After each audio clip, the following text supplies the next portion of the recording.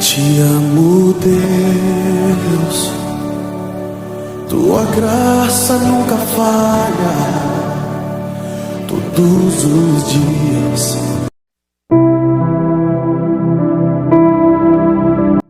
Números, capítulo 35.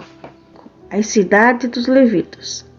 Na planície de Moabe, perto do rio Jordão, na altura de Jericó, que ficava no outro lado do rio, o Senhor disse a Moisés o seguinte: mande que os israelitas da terra que vão recebam, deem os levitas algumas cidades onde estes possam morar, e também terras têm pastagens ao redor delas. Essas cidades serão dos levitas.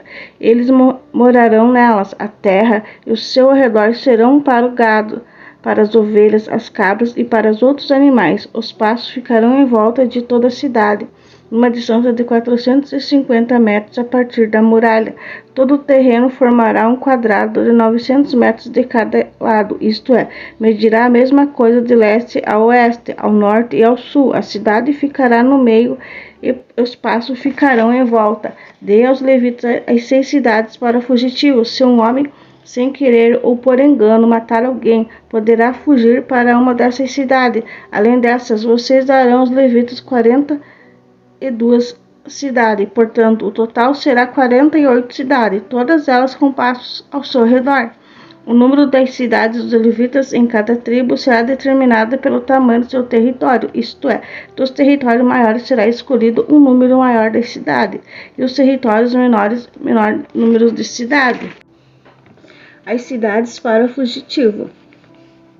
O Senhor Deus mandou que Moisés dissesse ao povo de Israel o seguinte: quando vocês atravessarem o Rio Jordão para entrar em Canaã, deverão escolher uma cidade para o fugitivo, onde poderá ficar morando qualquer homem que sem querer ou por engano tenha matado alguém. Ali ele ficará salvo do parente da vítima que estiver procurando a vingança, e não morrerá sem ter sido julgado em público. Escolham 6 cidades para fugitivos, 3 ao leste ao Rio Jordão e 3 na terra de Canaã. Essas 6 cidades serão de refúgio, tanto para o israelita como para o estrangeiro que moram com vocês, sejam só por algum tempo, ou seja, para sempre. Quem tiver matado alguém sem querer ou por engano, poderá ficar refugiado ali. Se um homem ferir uma pessoa com um objeto de ferro, ou com uma pedra, ou com o pau, a causa da morte dessa pessoa, ele é culpado pelo crime e será condenado à morte. Quando o parente mais chegado do morto encontrar assassino, deverá matá-lo. Se um homem empurrar o outro com ódio, ou jogar alguma coisa contra ele com má intenção e ele morrer, ou se um homem esmurrar um inimigo e esse morrer, o culpado será morto, pois é um assassino. Quando o parente mais chegado do falecido encontrar o assassino, deve matá-lo, mas pode acontecer que alguém sem querer empurre o companheiro, que não era seu inimigo, ou atire sem má intenção alguma coisa contra ele. Pode acontecer também que alguém sem ver atire uma pedra que venha cair em cima de alguém e cause a sua morte, porém os dois não eram inimigos e quem matou não fez isso de propósito. Nesse caso, o povo julgará a favor de quem matou sem querer e não a favor do homem que era responsável por vingar a morte do seu parente. O povo deverá proteger o homem que matou sem querer, não deixando que ele seja morto pelo parente do homem que morreu. O povo fará voltar à cidade de refúgio para onde havia fugido, e ali o assassino ficará até a morte do grande sacerdote que foi ungido com azeite sagrado. Mas se em qualquer tempo o homem que matou alguém sair da cidade de refúgio para onde havia fugido, e o responsável por vingar a morte de seu parente o encontrar, ele pode matá-lo e não será culpado por essa morte. O homem que matou alguém deverá ficar na sua cidade de refúgio até a morte do grande sacerdote, mas depois poderá voltar para sua casa. Essas ordens serão uma lei para vocês e os seus descendentes em todos os lugares onde vocês moraram. Quem matar uma pessoa será condenado à morte, conforme o que 2 ou mais testemunhas disserem. Uma testemunha só não basta para condenar alguém à morte. A vida de um criminoso condenado à morte não pode ser comprada com dinheiro. Ele será morto. Também não aceite dinheiro para libertar aquele que tiver fugido para a cidade de refúgio. Quem quiser voltar para sua terra antes da morte do grande sacerdote.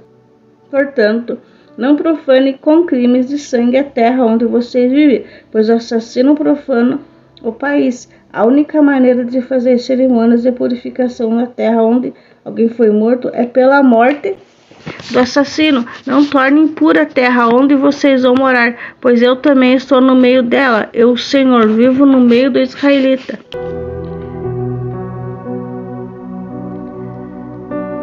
Números, capítulo 36. A herança das mulheres casadas. Os chefes de família dos grupos de família de Gileade, descendentes diretos de Malquir, Manassés e José, foram falar com Moisés e com os outros chefes da família israelita. Eles disseram assim: o Senhor Deus ordenou que o Senhor distribuísse a terra ao povo por sorteio, e também ordenou que o Senhor desse propriedade do nosso parente de Zelofeade às suas filhas. Porém, se elas casarem com homem de outra tribo israelita, a terra que foi dada a elas deixará de pertencer à nossa tribo e passará a ser da tribo daqueles com quem elas casaram. Assim, irá diminuir a parte que nos foi dada para o sorteio. Porém, quando chegar o ano da libertação, a terra delas ficará definitivamente para a tribo daqueles com que elas casaram e não será mais nossa. Então Moisés, conforme a ordem do Senhor, respondeu ao israelita o seguinte: o homem da tribo de José tem razão. A ordem do Senhor para as filhas de Zelofeade é esta: elas podem casar com quem quiserem, contanto que seja com o homem de uma das famílias da tribo de seu pai. Desse modo, a terra do israelita não passarão de uma tribo para outra, pois os israelitas deverão ficar ligados a cada uma terra da tribo de seu país. Todas as moças que estiverem terra numa tribo israelita deverão casar com alguém da família da tribo de seu pai. Desse modo, cada israelita herdará a terra dos seus antepassados, e ela não passará de uma tribo para outra. Cada tribo continuará ligada à sua própria terra. Então Macla, Tirza, Olga, Milca e Noa, filha de Zelofeade, ficarão com o Senhor havia ordenado a Moisés, e casaram com filhos dos seus tios paternos. Elas casaram dentro dos grupos de família da tribo de Manassés, filho de José, e suas terras ficarão na tribo do pai delas. Foram essas as leis e os mandamentos que o Senhor deu ao povo de Israel por meio de Moisés, nas planícies de Moabe, perto do rio Jordão, na altura de Jericó, que ficava do outro lado do rio.